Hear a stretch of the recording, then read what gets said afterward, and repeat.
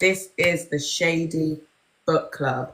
And this week we have the delicious, the extremely hilariously talented Shauna Richmond. I feel like I don't think I've ever been introduced as delicious. Funny, yes, but I'll take anything. Take it, girl, take it. That's what we're here for.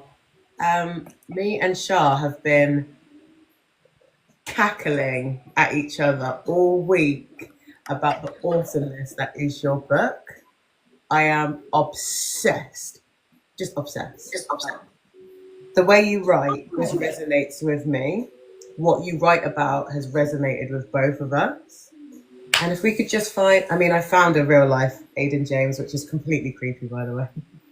But a real life Aidan James that you write about, that would be great. I think we'd all like our own AJ, just the way he goes on, definitely. Absolutely. What a delightful human being. A few kinks in there, but he's a delightful human being. We look past them red flags. Yeah, then what did she say? That they're slightly light pink now. We like pink. All right. Okay, so I sent you the questions earlier this week. Do you have anything you want to say to the people that are already here about yourself, about your books, about anything? Here comes the ADHD now, just brain freeze now. What do I want to say? Suppose I'm an indie author. I've been writing since 2016 and I dabble in a couple of different genres. Most of them tend to be dark-ish, whether it be dark fantasy, dark romance, or even if it's not dark enough to be classified as dark romance, I'll even say gothic romance. On it, I prefer darker genres. I think that comes through in my book, but I think you can have a lot more fun with the darker stuff than you can with the floof. So I like writing the darker stuff. Amazing. Okay, well, that kind of answers a couple of questions, but we're just going to get some clarity. So do you want to start off, Shah, or? Yeah, I can do. So what was the first book that you published and when? First book that I published was called The Wrath of Ragnall. I've recently rewritten it and shortened the name down to Ragnall's Wrath. That came out the 31st of January in 2019. I got swindled with my mental health and fell into the hands of a vanity publisher who completely destroyed the book that I had. So I had to fight to get my contract back then. And then when I got it back, changed everything and re-released it with a new face. Wow. People can be so savage. Okay. What in particular, what influences your book genre? I suppose my mood. I'll thank my ADHD for that because I'll get an idea into my head or I'll see something like I could do that or I know how to put a spin on something like that or I could even read something and even if there's a book that I really, really like, my brain will go the polar opposite way and go, oh, I like what they've done here, but I would have gone, far left or far right instead of straight ahead. So then the story will develop and I kind of go with it. Well, it could be anything. Like literally, I'm working on a vampire dark romance at the moment that was inspired by a flipping song that I heard. So it could be anything. I'm here for that. So what are your favourite tropes? It was Austin Macaulay. Sorry. Go on, I'll let you. Was you answering something there? Yeah, it just was the publisher AM. Yeah, I'm assuming that's Austin Macaulay. It was. I didn't do my research. Kind of deserved it. Oh, I don't think anyone deserves that. No, not if they're given a decent body of work and people come in and muddy it. Oh, they wrecked it.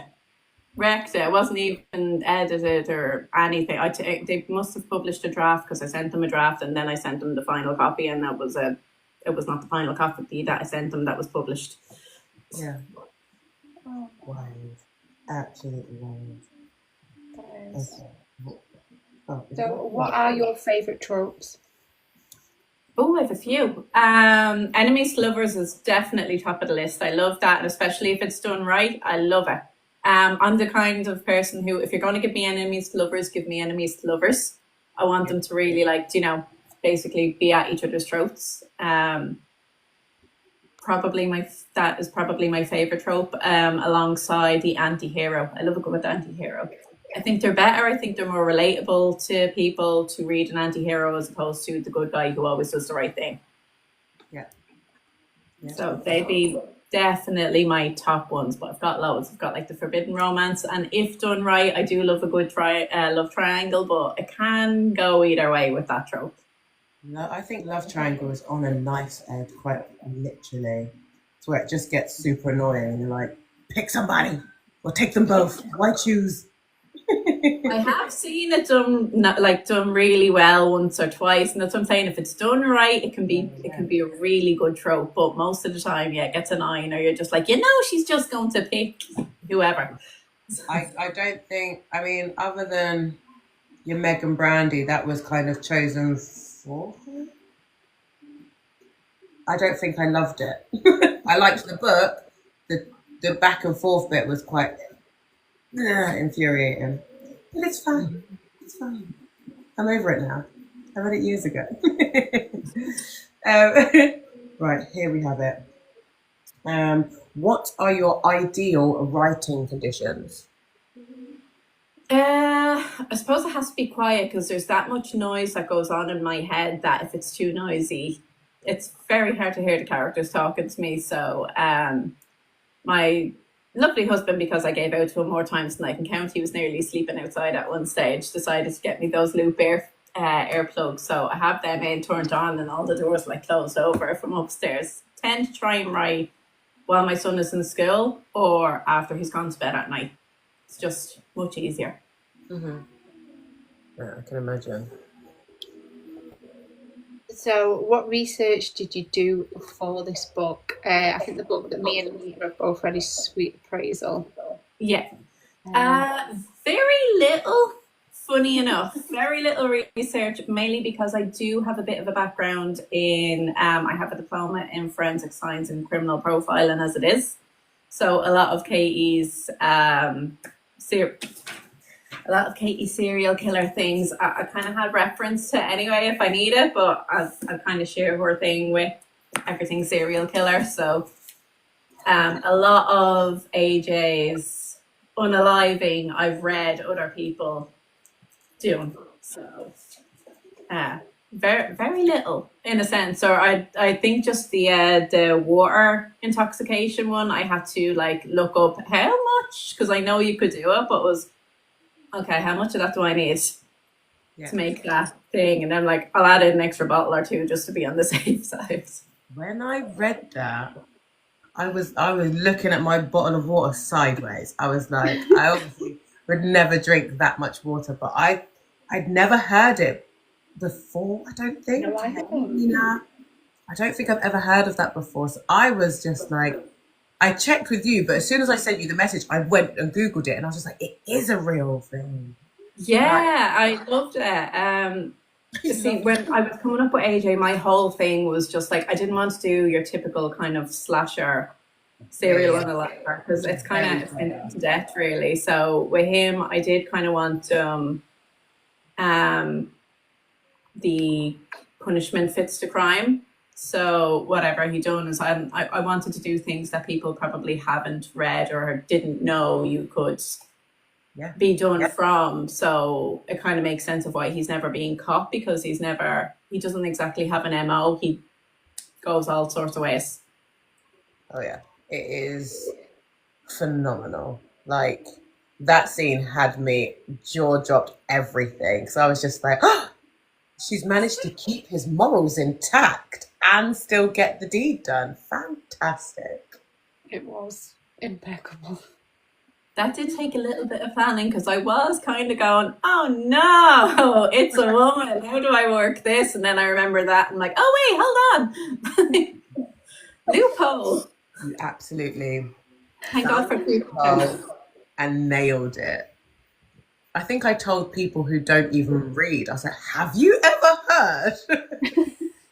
And they were like, no, but I am worried about you now. So, don't Learn think so. something new every day. It was coming up with new ones for the second book. That was the trick.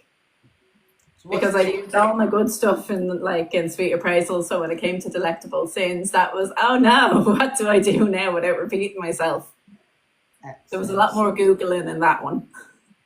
Honestly, I worry about what our search histories would look like to the outside world. Oh, I was half expecting the guards to knock on my door at one stage, like with some of the Googling I had to do. I was like, someone is going to like flag me. I'm going to have someone knocking on that door going, what the? Don't even. Yeah, well. I can prove I'm writing a book. Does that help? No? Okay. As somebody who isn't writing a book, I must look crazy. Like, absolutely not. I'm just conferring facts. That's all. I'm just checking facts. Yeah, you could just show them the book and that'll explain it all. If anything, they'll just come back to me. I'm researching a book I read. Stop reading these books, they'll tell me. Okay. Sorry, big crashing upstairs.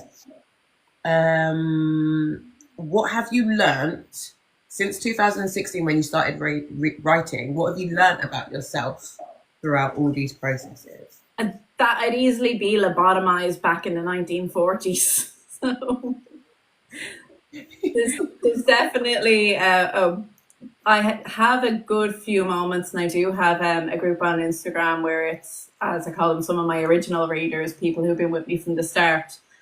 To the point where even I'll send them snippets of stuff that I'm working on, going, I don't know what's wrong with me or why am I like this, and they'll get certain things and they'll be cackling. Like I've sent, I have a spin-off with Raven that I'm writing at the moment. So with him, I decided, he's going to be Pierce, but I didn't know which way I wanted the reader to be Pierce. So they got unsolicited pics sent into that thing going, what do you think? Which one? And I put it to a vote, like no warning, just in you go.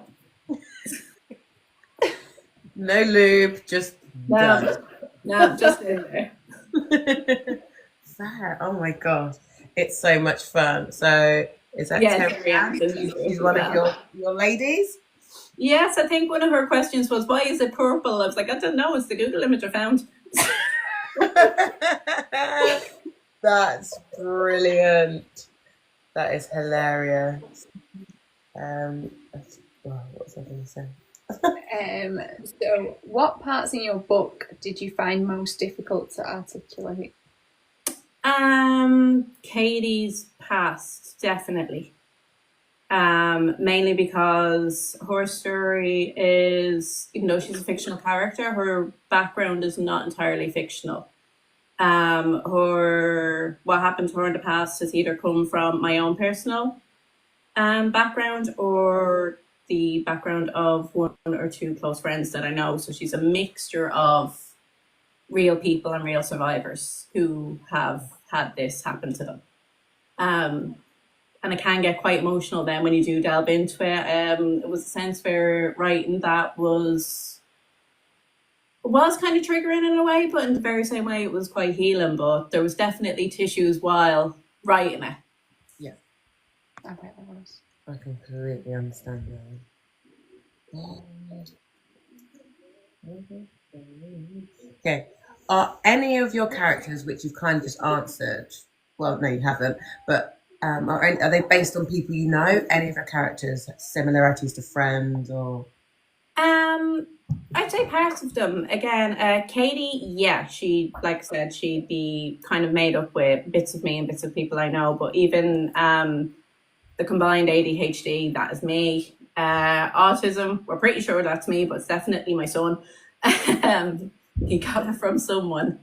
And then just little bits of her personality traits would have come from either myself or, again, my sis, like her relationship with Kira and the banter that they have, not necessarily Kira at the start, but Kira towards the end of the book, would have been highly based on my older sister, and there's a 6-year gap there then as well. So that kind of dysfunctional friendship that they have as well would have been based on real people. I suppose the very same way that even Aiden, in a way, would sort of be based on the darker elements of a survivor. Yeah. Because when I was writing him, as it was that case of going, okay, if you could have someone after having whatever done to you, if you could get that person alone, no repercussions, no nothing, what would you do? And then that's kind of what brought AJ out. Yeah. We love AJ. So, which of your side characters do you think could have their own book / spin-off? Oh, Raven. He's getting his now. He was demanded. He wasn't supposed to get his, but yeah, especially after Delectable Sins, which is the next book, is everyone was screaming for him. So, but then again, AJ was a side character as well from Jailbait. That's another book of mine. I start writing that. That's his ex-wife's story. That's Ava's story about her being incarcerated and Joe trying to prove that she was innocent, and then you see AJ further into it, and people were so taken with him and the little bit that he was in it that he got his own book then from that. I adore that. So I need to go and do some more research on all of your other books for sure. Okay. Hi, Francis. Let me just snap that one there. How do you deal with like writer's block or creative block? I don't really.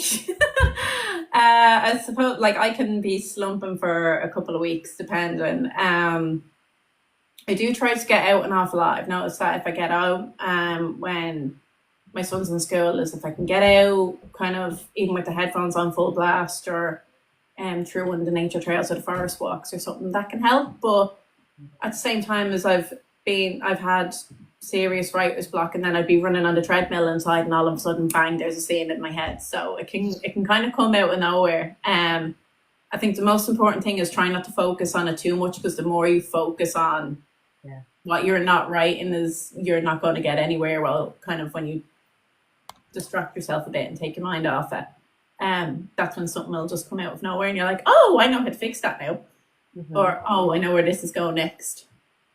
I think that's the joys of being neurodivergent as well, isn't it? It just all of a sudden will just pop up into your brain. Yeah. Oh, I have a small one. So if you could cast the movie of your book, who would be the MMC and the FMC? I was thinking about this for most of the day, and I don't even know who could technically even play AJ. Ironically, there's a guy on TikTok, cannot remember his name for the life of me, but he usually dresses up as like a Peaky Blinder, and it was the look of him with the tattoos and the slick back hair and everything that inspired the look of AJ. But when I'm trying to think of characters, the only person that comes to mind, mainly because again he has the cheekbones and that kind of snarly look, is the bad guy in Deadpool. Just I can't even remember his name, but I've seen him in a few things. I'm like, maybe, but I don't know. What is his name? Ed something or other.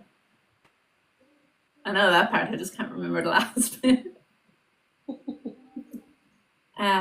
But for Katie, I don't know.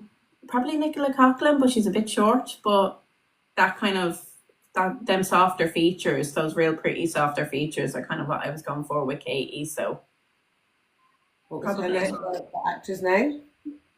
The actress, which one? The actress. Yes, Francis. Thank you. They knew who I was talking about.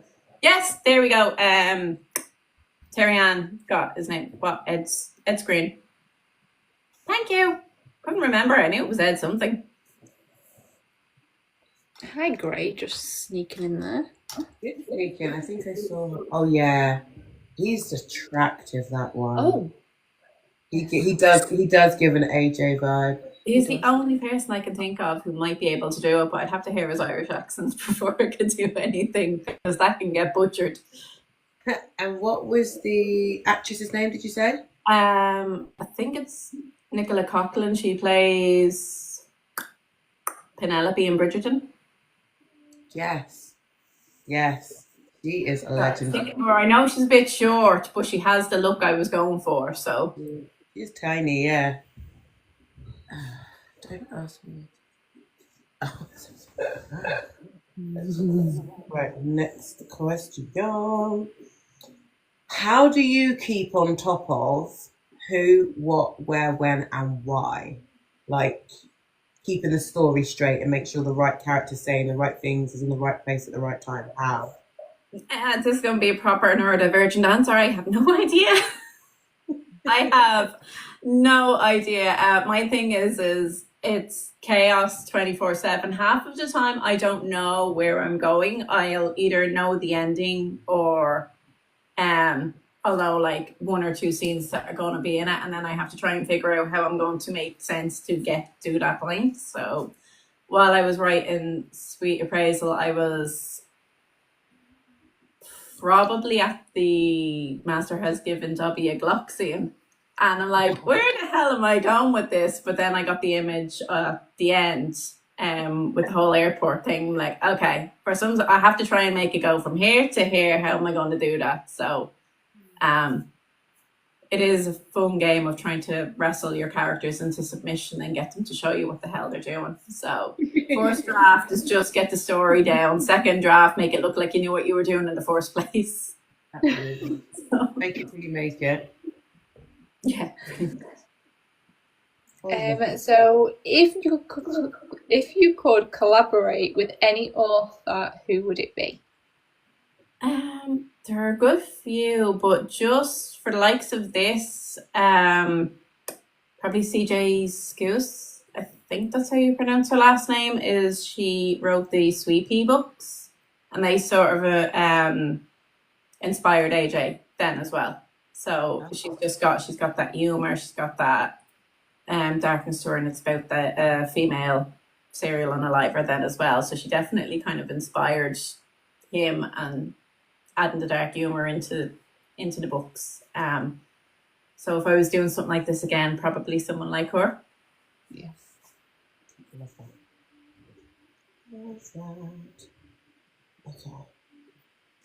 Which of your books would you love to turn into an audio? Oh, I've already got a few out, but funny enough, Sweet Appraisal is actually being made into an audio right now. So it will be released sometime in July. I think everything's due in the 12th of July, so we should be released by the end of July. Can't wait to hear that. The voice actor I have for Aiden straight away fell in love with him. It was that kind of thing of I don't make an awful lot of money because I'm still quite unknown, but it was a case of name your price. I don't care if I have to take out a second mortgage. That's AJ just listening to him. So I can't wait to actually hear the entirety of the audiobook. Oh, you sent me a clip, and to be fair, I melted into my bed listening, so I cannot wait to hear the whole audio. So is the others in the series also audios or different books? For which? No, you said that you had some audios already. Yes. Yeah. Are they from the series? Yeah, I have a few audios for one of my fantasy series. I have like half the series in audiobooks. I need to get that finished. But AJ took precedent, so if I have to pay a voice actor for anything, it was definitely going to be him first. So I have that one done, and I do have, funny enough, they're all kind of interlinked. It's another book of mine, the first one that I took a step away from fantasy with it's called Screw It. It's more of a contemporary rom-com type thing, but that was the first book which led to Ava, and these guys are the whole way through. It's Craig and Jay. They're the whole way through all these kind of spin-offs. So it started with Screw It, and then it was Jailbait, and then everyone loved Craig, so I had to go back to him and do Screw You Too. And then it was AJ then for Sweet Appraisal, and then everyone loved AJ, so it was Delectable Sins, and then everyone fell in love with Raven, so now it's going to be Talons and Temperance. Excellent. I adored that man. He's a great character. Which one? Sorry, Raven. Raven? Yeah. Oh yeah, he's a lot more pronounced in Intellectable Sins. There's a lot more of them there. Right, It was very mysterious in his first book. Yeah, I think He's so good. when someone's a little bit mysterious, it doesn't say too much. I'm drawn because I want to get more out of him. Does that make sense? I'm just a pain in the ass, to be honest. Yeah, Jojo, I know you love AJ. Jojo there made my day. She actually made me a special edition copy of the second book of Delectable Sins. So she made me a special edition for it. Sprayed edges and everything. It's sitting high up on my bookshelves.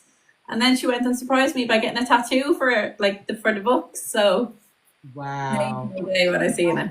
It's dedicated fandom, that is. An amazing compliment then, especially for someone as unknown then as me. It's amazing that someone loved the books that much that they got it in their book sleeve. So wow, that is so sweet.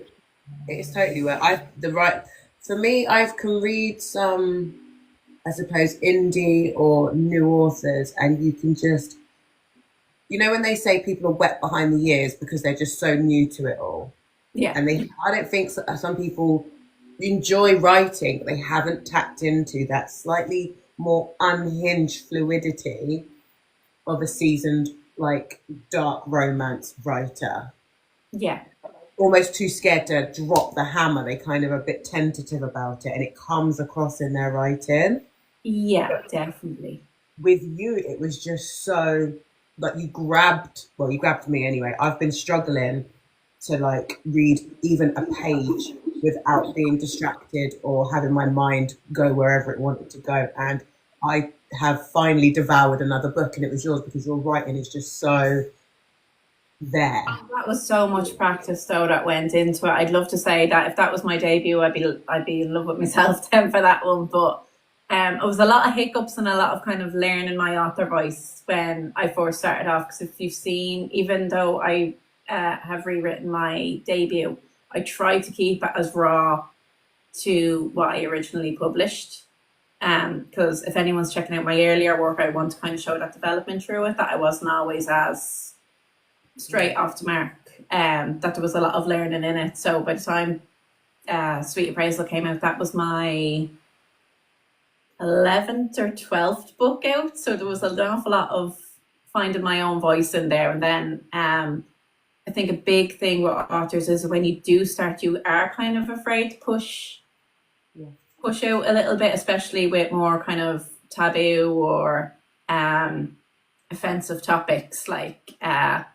I don't think when I started off, if I was to write AJ, that the cheese scene, I'll call it, don't think I would have went there. I would have been too afraid to go there, but I was like, no, do you know what? We're going to go for that now. I've never been a fan of that particular cheese, and it did not help to bring me around. Yuck. I was trying to think of what would give someone like him the ick, and it was just a simple, that'll work. If that doesn't give you the ick, I would worry about you. I think home is somewhat normal as well. Well, normal's a bit of an overstatement, but human in a sense where this is the same person who does all the things that he can do and won't blink at it. So I needed him to have one of those moments where, even he's like, oh, oh no. So what are your biggest book icks / cringes? The miscommunication trope, definitely. I hate it.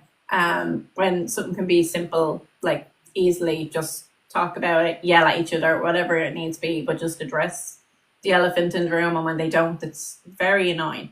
Yes. At least for me, I just no. I think my biggest one though is I hate the damsel in distress. I just I'm not saying that the woman can't be taken or can't be held captive or whatever. But when they're so submissive, they don't fight back, they don't try and figure a way out, they just kind of sit there and wait for someone to rescue them. And no, because I don't know a single woman who do that. So, no. It's Glad you said that. I think I do know them, but we're not close. so We're not friends. I'd rather, at least if someone's going to do the damsel in distress thing, to at least give the damsel a bit of bite to it, give her something to kind of like at least show.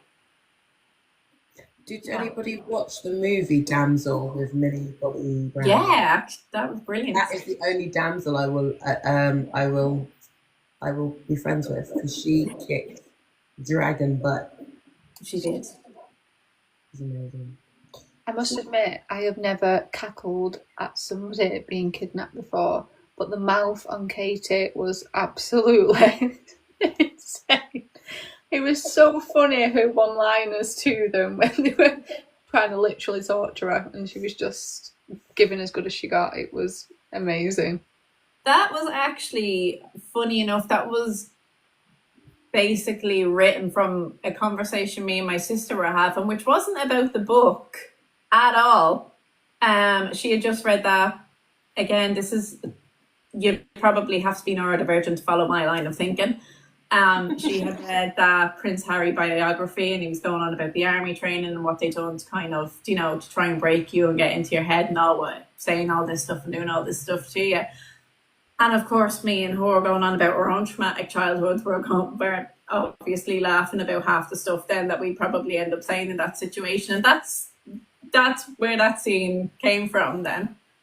Even that whole thing about the where Kira's saying, like, has anyone got some money? And so, because I'm about to make soup. That was my sister's reaction to having an ice bath when she was younger. So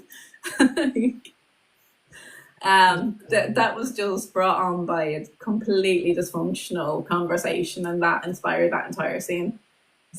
I love that. My goodness. I really liked how you saw the depth in the sisters' relationship, because in the beginning I was very much with AJ in the sense of, how could you do that to your sister? Yeah. And obviously he was like telling her off and stuff, but then you see and you hear different bits of how they were selfless towards each other in one way or another. So I loved like feeling that their relationship always solidified throughout the book, because you understood more about them. Yes. It felt like growth almost, but it was just that you were kind of uncovering more of who they were, and I just thought that was awesome too. There's a reason kind of Kira is the way she is at the very start, and that'll be more addressed in Talents and Temper, and when you see her, she's the FMC in that. So I gave my readers a vote. I always give my readers a say of what did they want, and it was down to, right, you want Raven, I'll give you his book, but do you want to be in with Maria or do you want to be in with Kira? And everyone, not even one person batted their eyelids at Maria, everyone wanted Kira. So I was like, okay, how am I going to make this work? So I kind of started setting it up then in Delectable Sins, and then moved them to their own book. But I know Terry Ann there in the comments messaged me during Delectable Sins, and she's like, how did you do that? What witchcraft do you have to do now? I'm like, what? Like, I hated Kira in the first book, but now I like her. She's like, what did you do? Right. You nailed it. I think it was, you just know. I think not only do you know, as you said earlier, your author voice, but you seem so in tune with your readers, and you take on like what their thoughts and feelings are, that it just allows you to really tap into like your lane, if that makes sense, like your market, the people you're speaking to. You just identify them wholly because you're taking on that, like it's almost like a group project and you're at the wheel. Yeah. I think my big thing with stuff like that as well is, at the end of the day, it's the readers who are going to, be pushing the books out. It's the readers who are going to be buying them, who are supporting me. So I might as well give the readers what they want. So if I can put anything to a vote, or even I say to my ARC readers then as well, if there's anything that you suggest, obviously I can't get everything in there, but if there's something that I see that's kind of repetitive and comes up enough, I'll try to, if I can work it in, I'll work it in. I know you obviously you have your ladies that you speak with. Are they like your ARC team, your street team, just your team? Yeah, pretty much. Some most of them are now. I'm obviously open to obviously like all new ARC readers and everything. Everyone has a chance to sign up. That's never an issue there. I find the ones who end up in my group now are always the die-hard ones, the one who read one book and then all of a sudden they've got all 13 sitting on their shelves. Like Terry Ann just completely blew up my inbox when I think she signed up for Screw It, and then she's been with me since. Beth and Bambi found me for Sweet Appraisal through Terry Ann, and I kind of find new readers all through recommendations then. Yeah, I mean that word of mouth is a lot stronger than, Oh yeah, I could market until I'm blue in the face and it won't get me anywhere, but if someone puts up a review on what they liked about it, then that could easily get me like 5 to 10 sales. I think that's why, as I've arced a few books, and sometimes I'm like, I need to do more. I'm not doing this justice. Like everybody needs to hear what I have to say. So that is such a clever way to do it. You have to engage, you have to listen, and you have to just find your people. Yeah, and I think at the end of the day, if you are going to be an author especially, you do need to cater for your readers in that same sense. So not always giving them what they want, because if they did, I wouldn't have made like every single one of my readers who finished the Alden Chronicles cry and slump horribly, but definitely try to give them some form of what they're after. They're obviously they found you, they stuck with you, they like your work for a reason. So why kind of change it? And like I said, I can't cater to every suggestion. But if it comes up enough and enough of my readers are asking me for something, I'll definitely try and work it in if I can. So what does the rest of 2025 look like for you? Oh, I'm finishing up writing the first draft of Talons and Temperance. So I'm hoping to have that out probably by the end of August. I've got Sweet Appraisal coming out an audiobook then in the end of July.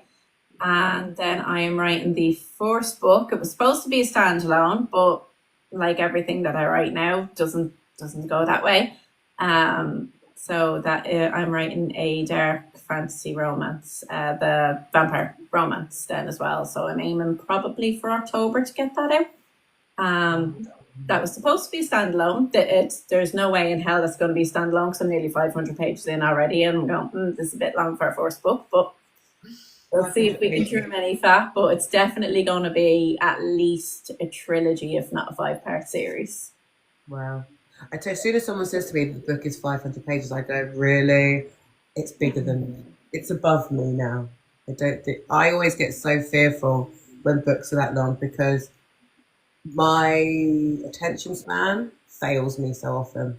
Oh, mine is absolutely shite. When I first started writing, I think I was writing the way I thought people wanted me to write, and then I was having a hard time even keeping my own attention with it. So the more then I start writing, the more I kind of discover my author voice, and a lot of it is humor. And I know an awful lot of people would be like, okay, she uses humor as a crutch.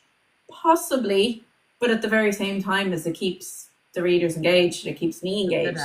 So, and I think everyone that I know and an awful lot of people that I don't, you do use humor as a crutch. If things are going down the pot for you and you're having a crap time with it, the thing you do is you make a joke out of it. That way? And I don't know whether it's the Irish culture or not, but we're the type who'd laugh at a funeral. It's trying to make the best of it kind of thing, as opposed to just sitting there feeling sorry for yourself. Yeah. I'm always that person that you can't make eye contact with me when something's serious or awkward because I'm gonna break. So humor is always a bit like Shauna, one of my favorite characters in Friends, because he always uses humor to break the ice, break the tension, cover an anxiety. Like he does that. So I just and I think having characters like that then as well is it makes people relate to it, but it also makes it feel a little bit more realistic. I'm sorry, I missed a question up there a minute ago. I seen it and I forgot to answer. Do I have any tips to shush the brain while writing? No. My only tip is focus on who's screaming the loudest. That's yeah. Whichever character is screaming the loudest, probably listen to them because that's the only thing that I can do. Yeah. I say that to myself frequently. Who is screaming the loudest in there? At one stage, I had my Alden Chronicle series, so I had all the cast and crew and everyone else in there. Then I had the spin-off series to that, so I had all them. And then I had AJ in like one ear, and then I had Raven in another ear. So I had 4 and 5 books on a go with all these characters screaming at me. So it was literally just a case of, okay, who am I actually hearing over all the noise, and just focus on them for a while. Oh, I'll tell you what I had yesterday, and I avoided eating them because of this book. Grapes. Oh. I didn't think of the grapes. I would have watched it. That scene came in my head, and I was like, and I bought grapes today. Now I'm going to be thinking of it. You probably won't want to touch Ben and Jerry's Caramel Choo Choo if you read the next book. I'm not a massive Caramel Choo Choo fan, so we're okay. We're okay then. And it takes a hell of a lot more for me to be turned off of sweet stuff. I'm such a sweet tooth. Yeah, no, I definitely think it was that cheese scene that got an awful lot of people. Not complaints necessarily in my inbox, but I definitely had a few girls going, could you not warn me about that? I was eating while I was reading. No. See, I don't like the cheese anyway, so you're okay. I'm okay. It's not on my to-do, it's not on my to-eat list. No. Where can we find you? Obviously on social media, but are you going to any author events? Not anything upcoming at the moment. I'm hoping to get to a few now next year, but as far as I know, I've nothing on this side of the year anyway. Hopefully next year. But if I am going to anything, I will clap them up then online. Excellent. Perfect. I am chuffed. I can't remember how many times I messaged you random things just to be like, oh, what? How? Yeah, I think was the last one you messaged me. What was it? The AJ saying about the kebab on the night out. Oh my God. I won't eat a kebab ever again because that made me spit food out when I said that. Because I was just like, how is this? How did she get these things? And well, your response was body positivity, and I completely get that. I do. But I was floored. I loved just how he dealt with neurodiversity, and I hope I'm saying the right term.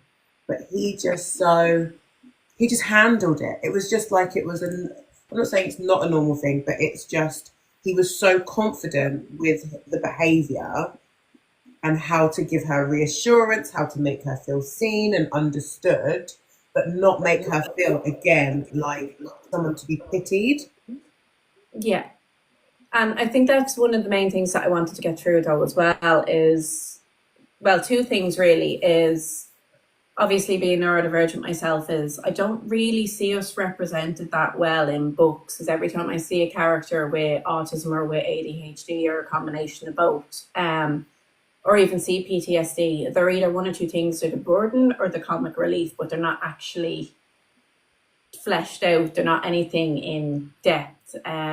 So I can't really relate to an awful lot of characters in books because they're too put together. So I kind of wanted that representation for not just myself, but anyone else then who has neurodivergence or knows anyone with it, like who can kind of relate.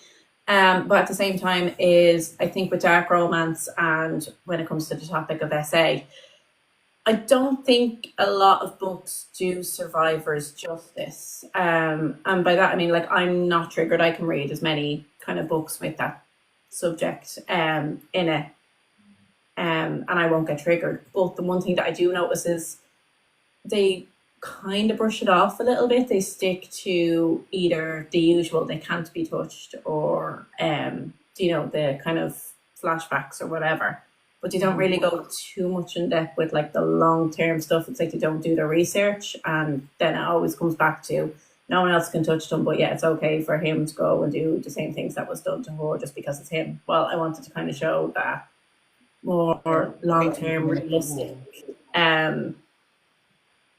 realistic reactions to it. And I actually have a couple of girls reach out to say basically thank you for that as well, because they've never seen it done. So it's again shown that yes, all this crappy stuff has happened to Katie. Yes, she has a lot going on with her neurodivergence, her CPTSD and everything else on the line, then find out that her boyfriend is a serial unaliver and then deciding she's going to join him in it. But despite everything, she was she was a victim of an awful lot of things, but she doesn't have that mindset of I was a victim. It wasn't kind of that whole thing of, for me, or I'm going to throw myself a pity party. It's like, okay, I can't change what happened, but I can take control over this. And even when that end scene, then when they're when her and Kira are abducted, it's that kind of thing of going, okay, I can't control this. I don't know what they're going to do with me, but I can control my initial reaction, and I'm not going to show them fear. So I'm going to go the polar opposite way and start laughing at them. Yeah. So I kind of wanted to show that more. That side of things more than going the usual kind of damsel in distress mode that you usually see in the likes of dark romances. Yeah, I think it got me a bit emotional actually, with the obviously AJ kind of accepting her stims and kind of embracing her having those vocal stims. It was just so lovely to see an FMC and an MMC kind of be okay with her having that kind of vocal stim. It kind of allowed it to happen, which was lovely to see. Because I think even like in real life, an awful lot of people wouldn't get it. They kind of look at you like you have 10 heads. If you were, especially with the whole throat talking and everything that some people can do, and depending on your stim, as so many people could kind of look at you and just they mightn't mean to kind of, but you can kind of see the judgy eyes. While with him, he's just kind of, okay, he's looking at her all right, but he's not going, well, he probably is going, is she going to fucking bite me again? But he's all up for it. He's kind of the kind who's just like, okay, she'll take a chunk out of my arm, but I'll still offer it up if she needs it. So I loved that he like fired back at her as well.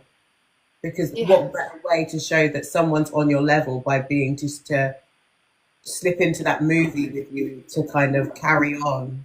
What do you know what I mean? Like just how to feel fully accepted. He's just right there with you, giving you the lead to your next stim or the next line. Like it was just they were just brilliant together. Like you can't, unless you've really been there, you just don't know. I mean, I'm someone who you would probably call neurotypical. I'm not typical anything, but I'm what you would call neurotypical. So having to learn with a son who is potential for ADHD and things like that, I'm watching him and I'm learning, and I'm just trying to make sure he doesn't do ridiculously unsafe things.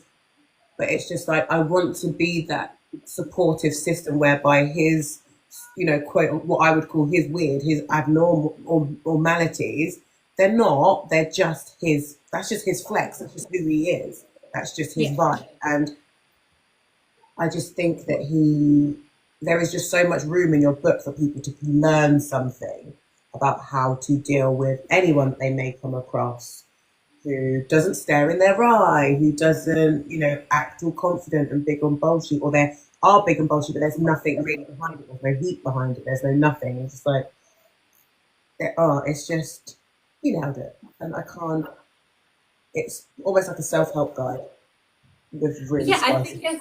I kind of tried to show it from kind of two different perspectives. Is when you first kind of see her through Robbie's eyes, you can see her as kind of awkward and shy and withdrawn. And I think that's what an awful lot of people will see. A lot of neurotypicals will see someone on the spectrum or with ADHD if they're more internalized rather than the hyperactive version of the ADHD.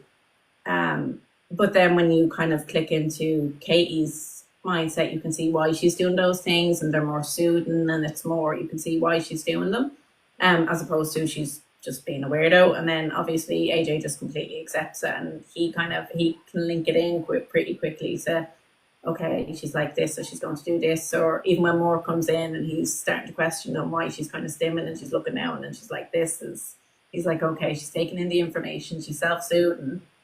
And while Moore's automatically thinking, right, she looks guilty, he's like, no, you're just after fucking upsetting her, piss off. So it's to kind of, I suppose, show it from all different perspectives of what it might look like to someone else versus someone who can actually understand it. So good. So good. My favourite line was a smile that would melt a nun's knickers. Oh, yeah. Because obviously that's how good someone's smile is. Like, I can always see that smile in my face when I read that line, as obscure as it was. That's just like a proper Irish saying, though, in that sense, is smile that could melt the knickers off an on. Like, it's just, we have an awful lot of those kind of things over here. Most people would be like, did you just, yeah, I said that, sorry. So, I don't know if I'm going to say it right, and I know I messaged you about it, but it was Masters give Dobby a clock. Yeah. Oh my God. That was a TikTok sound. That inspired that scene as well. And I think it was that word for word. It was someone said Master's giving Dobby a Glock, and then it was like Dobby is confused, and I just obviously took her. I was like, no, I can't unhear that now. That has to go in there and work my own way into it. It was class. So again, stuff like that, I didn't know what to write, and then I come on TikTok and I hear a sound like that. I'm like, I know what I'm writing next. So I love it. What else can I ask you? I think the motorbike has been the most adventurous thing I think I've ever read. Oh, the motorbike. I was trying to top a lot of them. Well, not top, but I've read an awful lot of books now where I think some authors see something work and being talked about that another author has done, and then they try and take that and put a spin on it themselves, like the guns, the knife handles, all this kind of thing. I've seen it time and time and time again since the first time it kind of became a thing. And it's done to death then. It's like it works so well because it was new, because it was unique. So I'm like, right, what can I do? It's not a gun or a knife handle or anything else shoved up a gooch that shouldn't be there. And then I was just like, okay, he's got the motorbike. How can I work this? So, and then one of my friends randomly dropped a message because he has a motorbike. And I'm like, okay, don't ask questions, but theoretically, like, could this work? And he's like, as long as she doesn't touch the handles, I'm thinking like, I'm like, okay.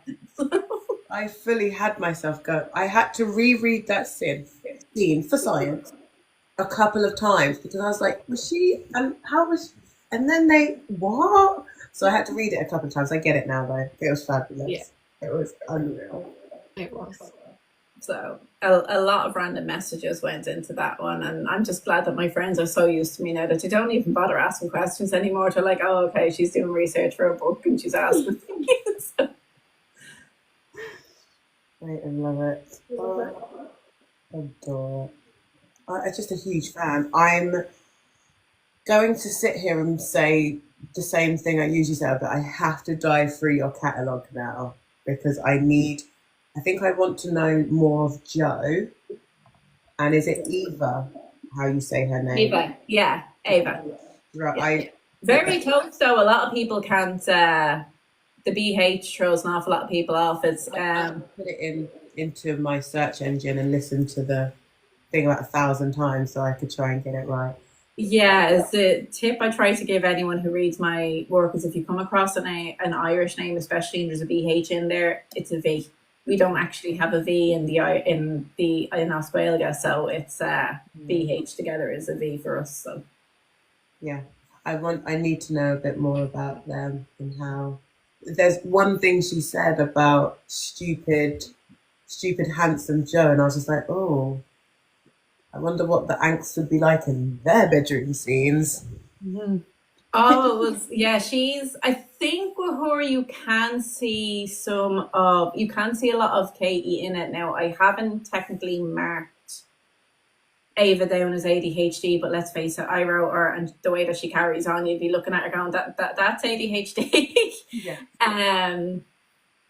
But it kind of shows then as well as obviously AJ had two big loves in his life, and one was Ava, the one who kind of got away, and then the other one is Katie, who's even fucking worse in that sense, with having more going on with them. So they kind of needed to have something in common, and that was the big fiery personality, because obviously they look nothing alike, as Katie's tall, Ava's short, Katie's a redhead and Ava's a brunette, and Katie's curvy, Ava's thin. So I kind of needed to go, right, what is it, to kind of line them up, that you can go, okay, I can see how we ended up with both, and it was their personality. But Yeah. Ava, she's very, I suppose, very much calmed down by the time you meet her in Sweet Appraisal. But she's a bit of a mental head now when you meet her in JLB.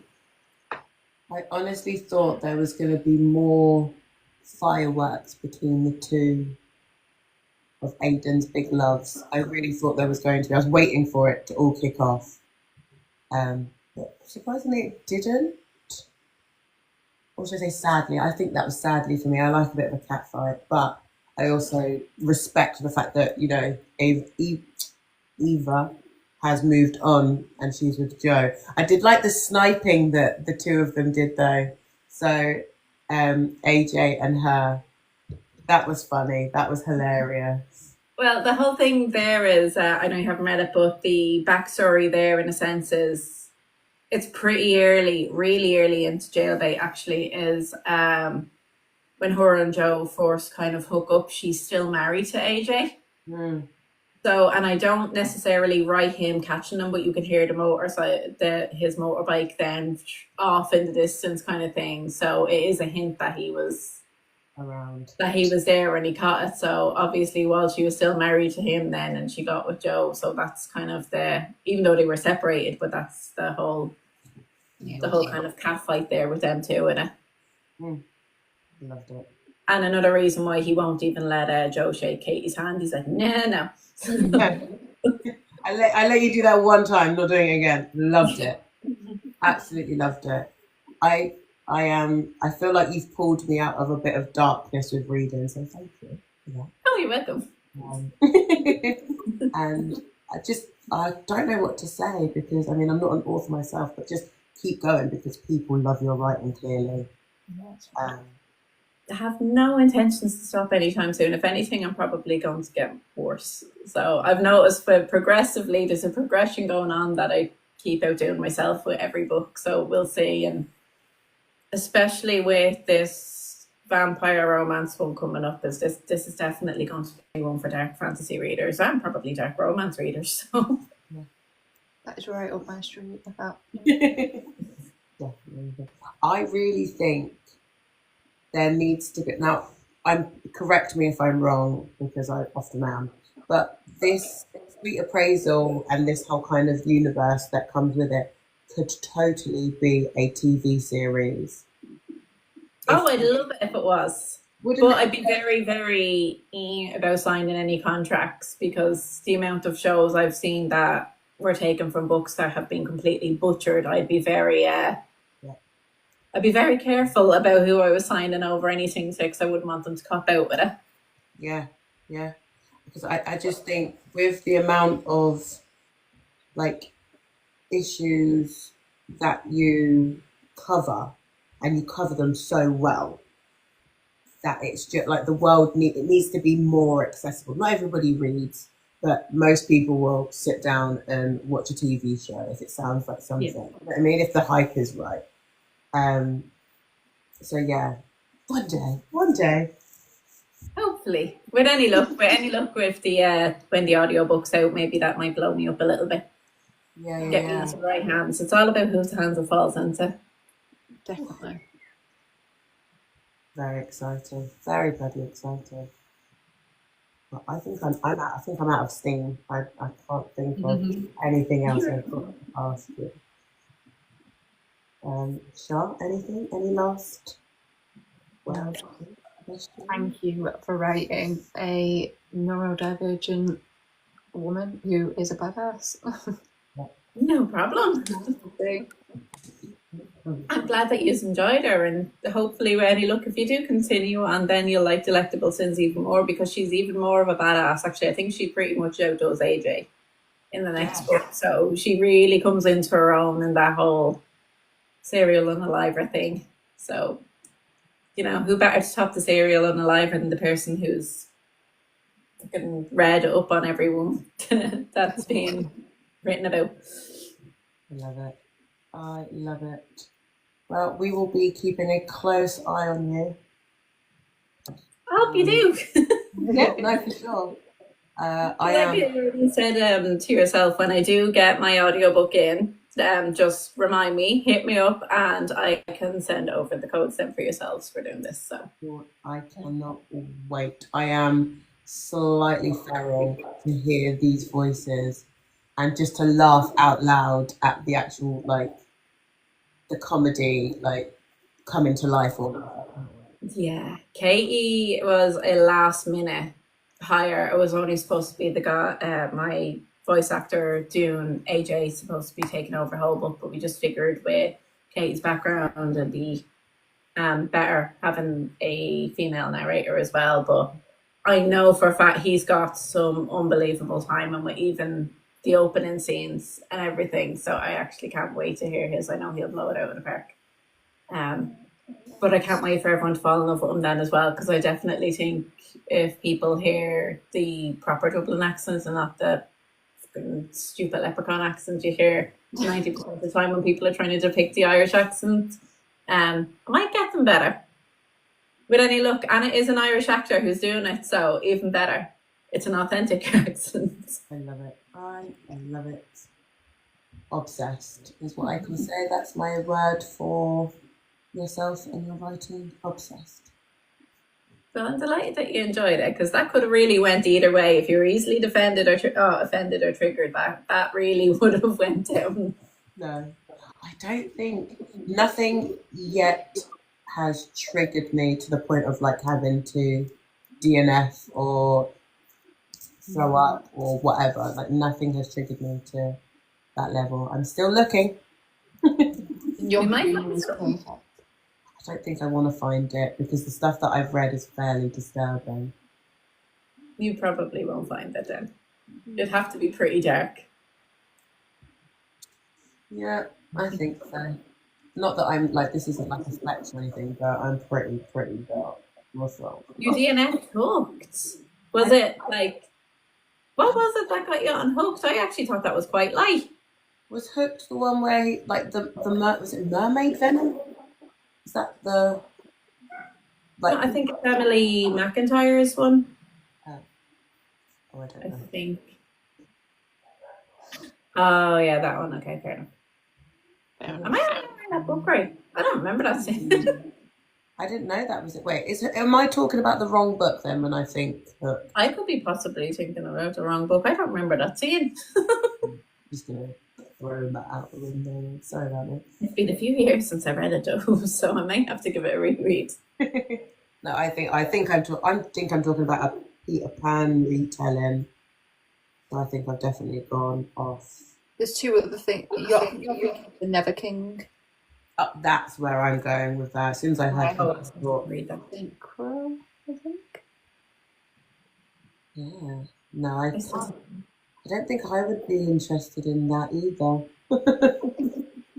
I can't remember that. That was very odd. Very odd. Well, yeah, I mean, we won't keep you if you've got things to do or beds to sleep in. I've got no more questions. I've asked you everything I can think of. Char's tapped out of questions too, not life. Yeah, awesome. So I will cut the recording, so to speak, around here, myself yammering on, and the rest will all go on YouTube. Did we tell you this first? No, you didn't. No, so yeah, everything that we record, I will chop up and put onto YouTube, and I will send you the link so you can either pretend it didn't happen or send it to your people so they can rewatch it if they I'm quite need. happy with this one. I was well prepared for this interview. I had one there last year and I completely froze like a deer in the headlights because I had no idea what they were going to ask me. And of course, then my brain got startled and I was like, what? So at least I was able to come up with answers for this one. Excellent. I think that's why we send it to people so they can have a minute just to potentially at least think about it, even if they don't want to like rehearse answers.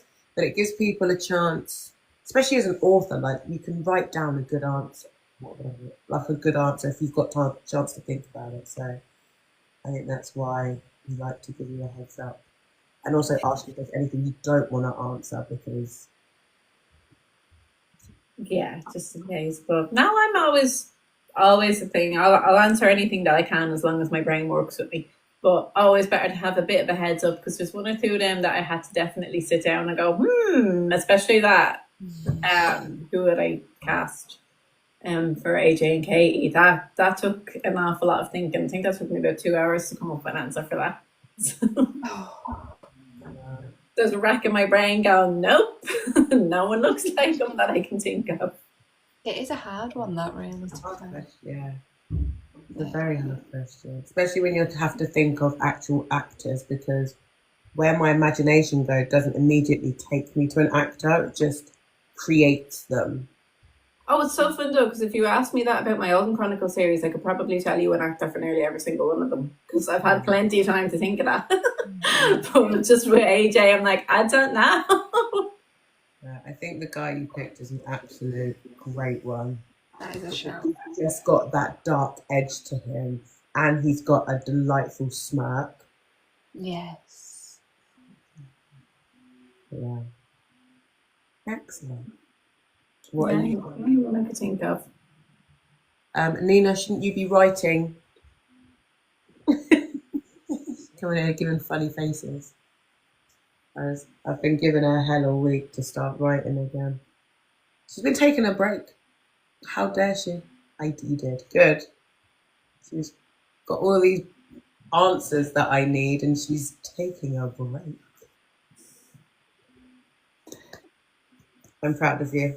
I'm very, very proud of you. Does anyone else have any questions for our guest? I think we've basically covered the ones that have already been in. I think I got all of them.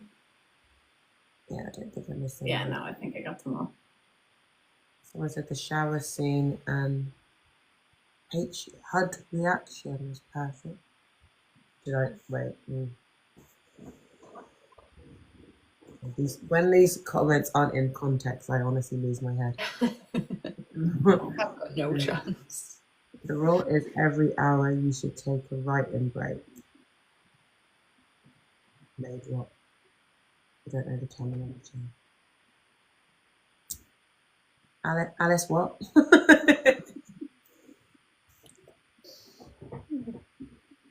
No, If I ever started writing audio, I would have to just go until I hit a brick wall and take a scheduled writing break. That's just that's just me. I think I get so easily demotivated and easily distracted. I don't think I could take a scheduled break. Is that how you do it, Alice? Yeah, Alice. Also, I think you've got the most delicious front cover I have ever seen. She was obsessed. It was actually, who sourced that for me? One of my friends, actually. Don't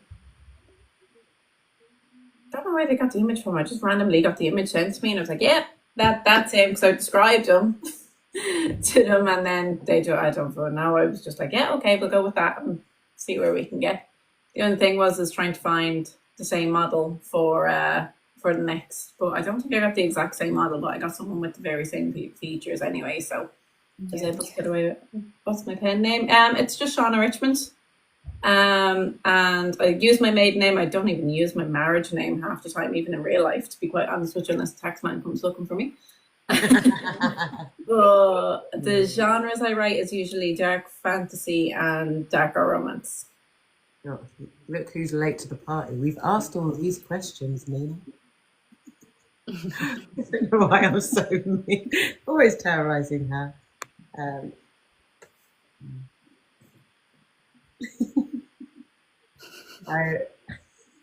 I'll be doing a review, so you'll be able to see. Why is that? Actually, my other friend calls me mum as well. I don't know why. It's okay. I'm going to do a review of this book. There's not so much to say about it. And I'm probably going to fluff it all up anyway, but it will be on my thing if you go to find it. I'm terrible. I get too excited, and then I also don't want to ruin it for other people. So I just go, just read it. Yeah, I'm horrible with doing reviews for people then as well, is because, again, just what I'd want to talk about would be a massive spoiler for people. So it's like, yeah, okay. Just, if you like this, read it. Yeah, for sure. I am that person. I think it was for Nina Knox. I think I was just like, you just have to read it. You just got to do it. Like, I can't explain too much because it was an arc read, so I can't tell you anything. But if you've trusted me before, trust me now. Read it. But that's the best way to do it, though. I can't be any more animated than I am. I already bust a gut trying to do it. Okay, I think that's all the questions there, is it? Yeah. I do. Everyone's tapped out, or they're asking the same questions. Nina.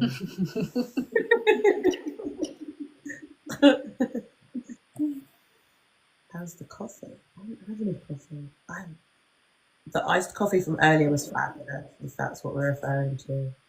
But I'm okay. I normally only have like one decaf coffee in a day, but I had I bought an already made iced coffee from Aldi, yeah. And I was like, I'm going to drink this because I have to taste it, but I'm going to be like all over the shop during book club. But I think I've held it together, and I'm even drinking a Coke as well, so I'm probably not going to sleep tonight. That's far too much. I would be like a light. But then again, stimulants have a different effect on me. Stimulants send me asleep. Yes. Yeah. That's a trick. That's how you know you have ADHD, though. 100%. Stimulants have the polar opposite effect. So I must. I was very bold way back when I was self-medicating before I knew what I had, and I took some white stuff I shouldn't have taken, and instead of keeping me awake with everyone else's, I fell asleep. I was comatose. That should have been a dead giveaway.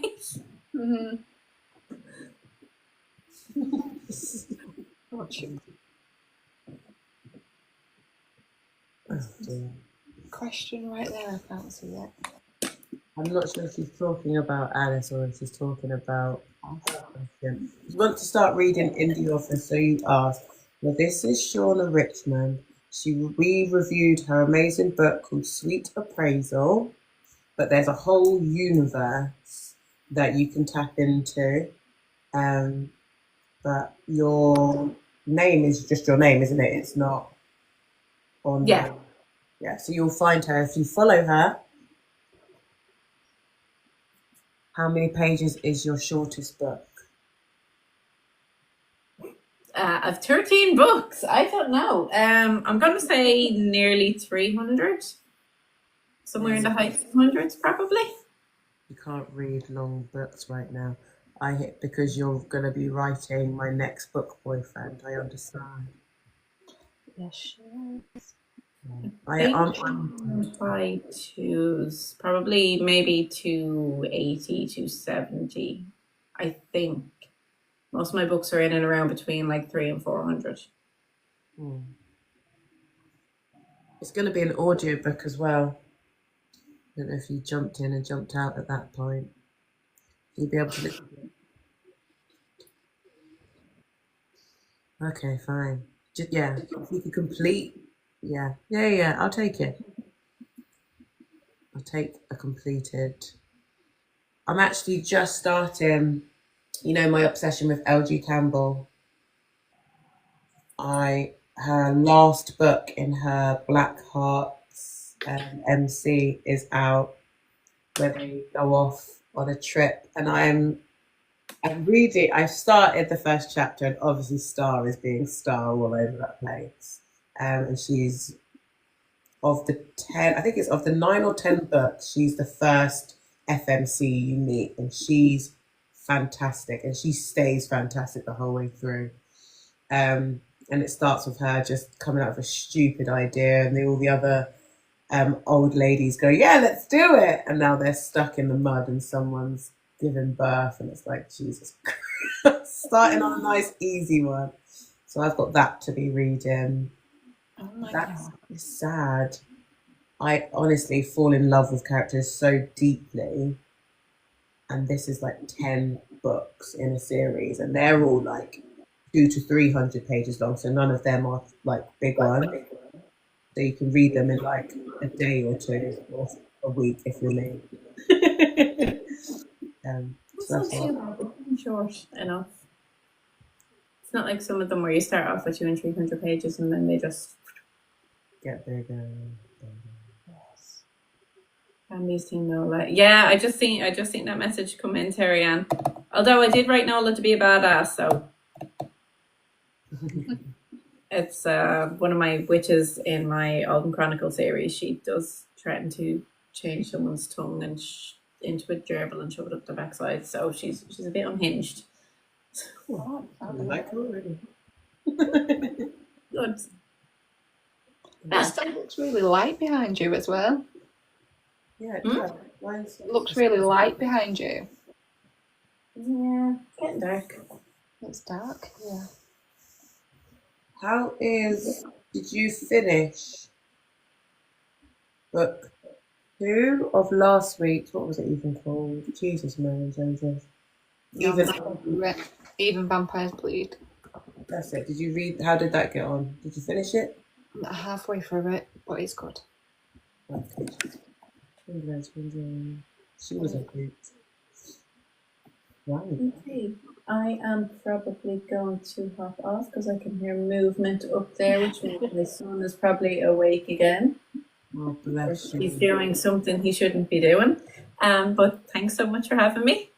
Thanks so much for coming.